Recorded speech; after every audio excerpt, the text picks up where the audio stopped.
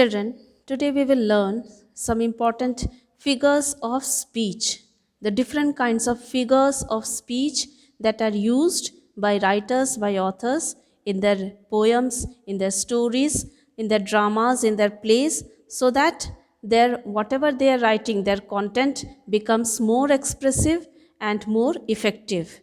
And the readers love to read them, and also while reading those contents of the writers, the readers can actually picturize the theme, whatever incidences are happening in the story. So that is the importance of figures of speech. It embellishes the sentences, it enhances the more emotions and the feelings which the writer wants to convey to the listener, to the reader. So that's the effectiveness of figures of speech. Let us go through some of the figures of speech in detail today, which are generally used in writing. In your junior classes or in your recent current class, you must have heard the word simile. Simile, simile. This is the most common figure of speech that is used. Let us go through here. This is the most commonly used figure of speech. It directly compares one object to another using words as though, as if, as and like. So these words which are written in bold, such as though, as if, as, to, as, and like. These words are the specific indication that a simile has been used. So simile will be often characterized by these words. Example: eyes as blue as the sky, as blue as. This usage has this one has been used here. And deep like the ocean. So like and as.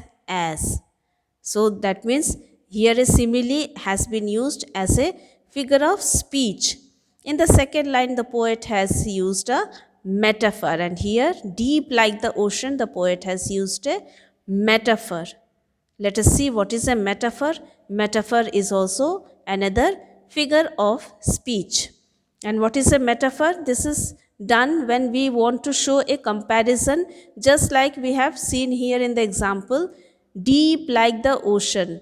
So how were the eyes? The eyes were the eyes has been compared to the depth of an ocean. Eyes were deep like the ocean. So that is an indirect comparison, and so that is a metaphor that has been used there.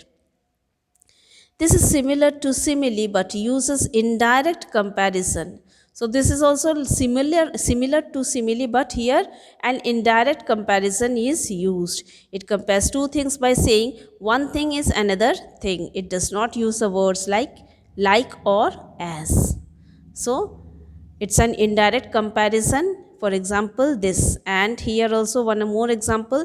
He was a lion in the battlefield.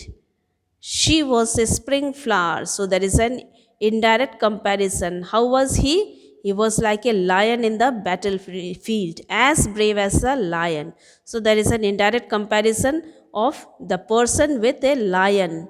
And she was a spring flower. How was she looking? She was looking as beautiful, as fresh as a spring flower. So that is, this girl is being compared indirectly to a spring flower.